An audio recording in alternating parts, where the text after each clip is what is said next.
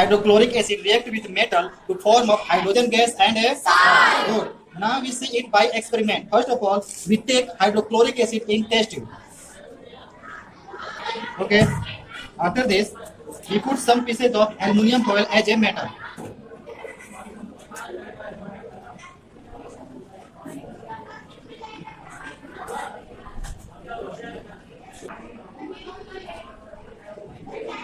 You can see hydrogen gas is releasing.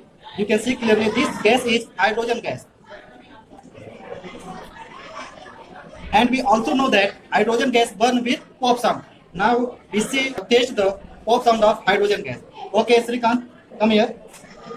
Fire the matchstick. Okay. Okay.